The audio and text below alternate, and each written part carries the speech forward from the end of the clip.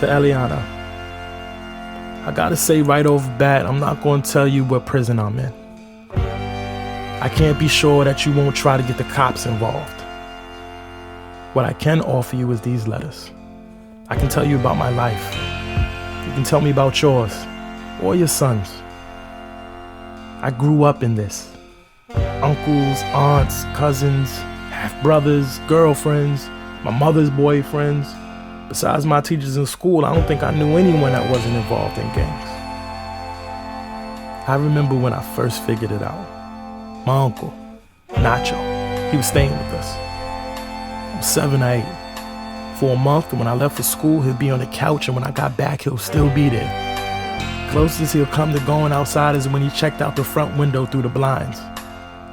I didn't like all the dark in the living room, but I wasn't going to say anything. It was fun having him around. He showed me how to play rummy and some Mexican card games that I forgot by now. At night, he told me ghost stories he learned from his grandfather.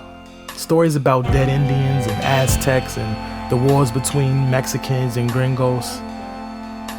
This one time, he showed me his gun, a 9mm Beretta. He unloaded it and let me handle it. He showed me how to aim. Nacho was smart. He didn't show me how to load it. The clip went in his pocket and the gun stayed out. I asked who he was hiding it from. Bad people, he said. But you don't have to worry because bad people only kill other bad people. I said to him, so you're a bad person? And he said he was. I wasn't the type to worry, so I believed him. What got me more upset was that he admitted he was a bad person. I liked him. He was cool. He was tough. He knew how to play cards and he had a gun. I liked all that.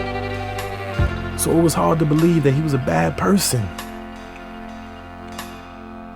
A couple of nights later when my mom was working, I was alone.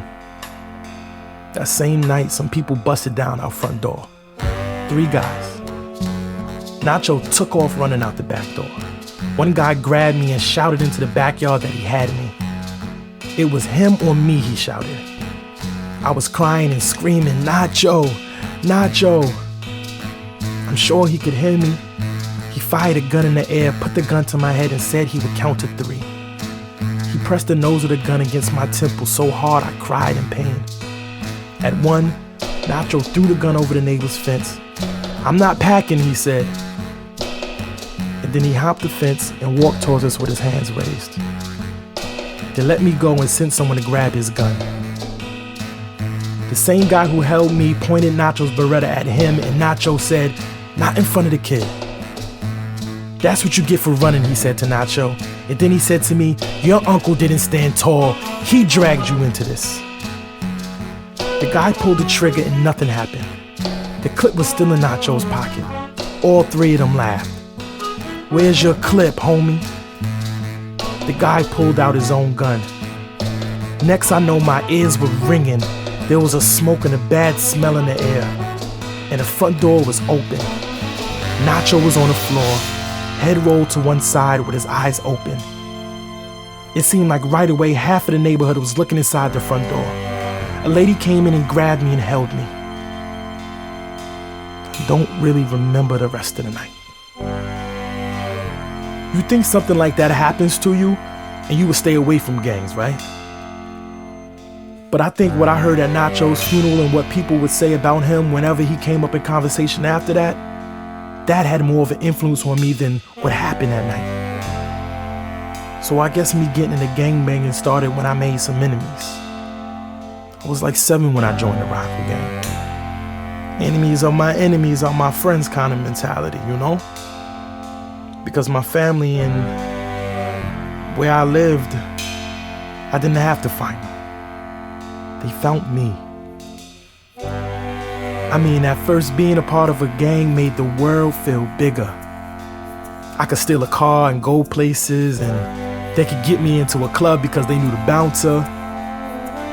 Then when you start to have to look over your shoulder because of shit you did, or when you start to have to look down when older decent people like grandparents look at you because you can't hold your face to them, the world starts to feel small. It got to the point where I feel like I was held up like Nacho, checking out the blinds, except I didn't have to be stuck in a cramped apartment to feel that way. I felt that way all the time. That's all I want to write for now. Sincerely, Anonymous.